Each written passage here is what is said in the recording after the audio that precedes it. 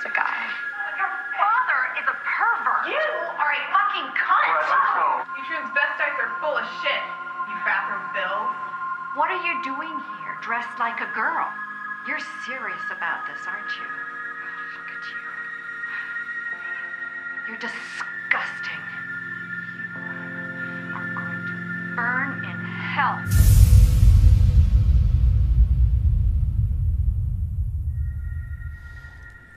I think it's hard because part of me just wants to tell like those people like, like fuck everyone, like, fuck those people who might have a problem with you. Like, you just go into the bathroom, like run in, get in the stall and run out, and it's gonna be okay.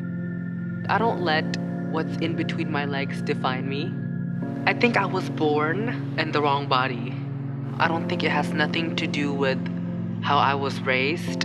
Because back then, when I was little, my aunts and uncles would give me toys. I'd always prefer girl toys. Pink, sparkly, Barbie dolls instead of trucks. I can't do anything with trucks. All you can do is race on them. But Barbies, you can style them, make sure they look beautiful. You shouldn't be ashamed of who you are. I feel like you should use the bathroom that you prefer because you deserve to. Like, because your worth as a person means more than the discomfort of some assholes who might have an issue with you.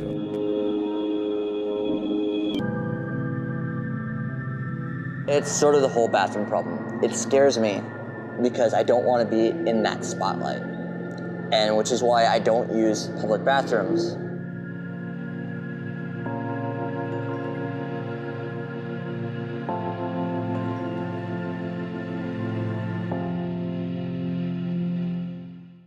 This guy was just looking at me, and he asked if I was a boy, and I responded, yeah. And he was like, you're gonna go to hell. You're gonna burn in hell.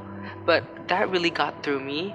And so I went to church, and I talked to my mom, and I was like, will I really go to hell? Because everyone has different perspectives. Like, different people have different religions.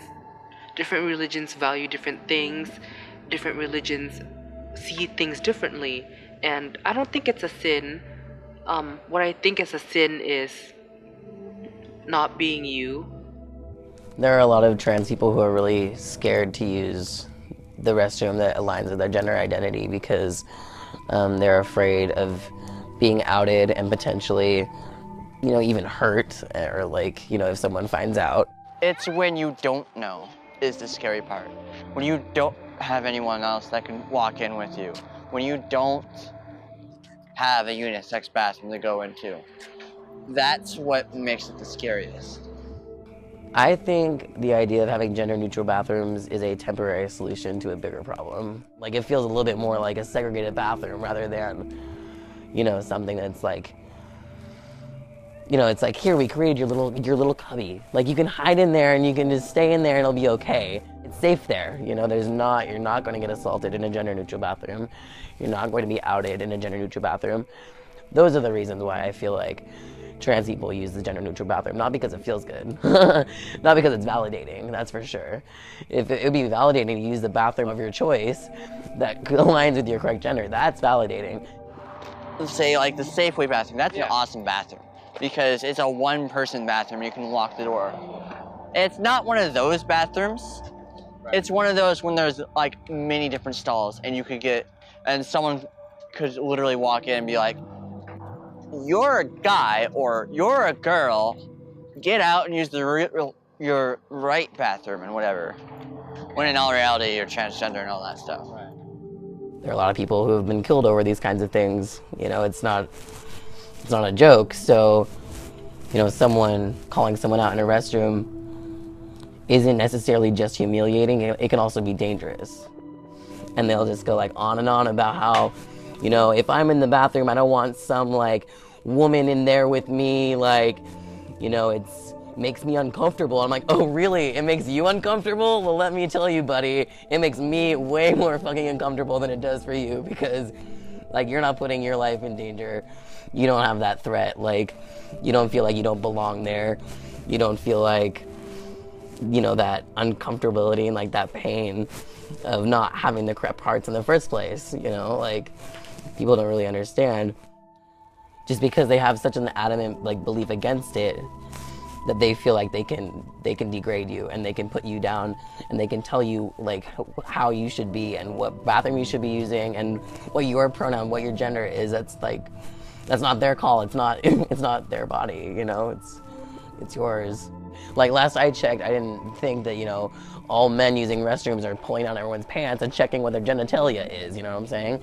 Like, your parts have nothing to do with where you pee. You know, I found that people really just have the issue about trans people using their preferred restroom when they're not passing. And that's the problem, is because, you know, I use the bathroom, I use the men's restroom, I've used it ever since I came out, even when I looked more feminine. And, you know, I was scared before that I was gonna be called out and people would know. You know, now I use the restroom and no one can tell the difference at all.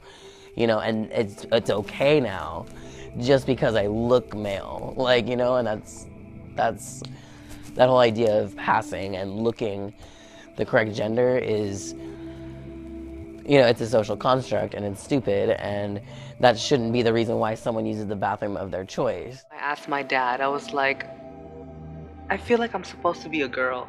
And my dad was like, you know what, you're right, because back when my mom was having her ultrasound, the doctor said an F for female. When I got to America, that's when I was like, okay, let's go back inside the closet. And I didn't know how to come out. High school, freshman year, I went to Hong Kong and I talked to my dad and I told him, I opened up to him. I was like, I can't fake it no more, you know, I have to come out. And my dad was like, go ahead, you know, I'm always gonna support you, you'll still be my son. And so right when my dad said that, when I came back, which was sophomore year, that's when I opened up. That's when I started dressing up more girly. And then senior year, boom.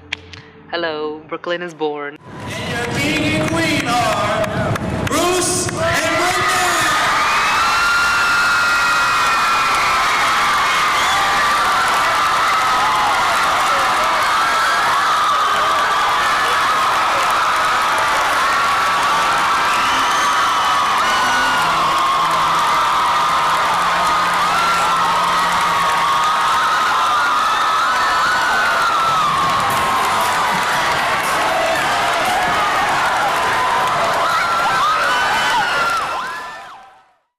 Mainstreaming delusion? It's not delusion. Why would you call it delusion? Because Bruce Caitlyn Jenner, I'll call him Caitlyn Jenner. No, because it's her. You're not being polite to the pronouns. Because disrespectful. Okay, forget about the disrespect. Facts don't care about your feelings. It turns out that every chromosome, every cell in Caitlyn Jenner's body is male with the exception of some of his sperm cells. You don't know what you're talking about.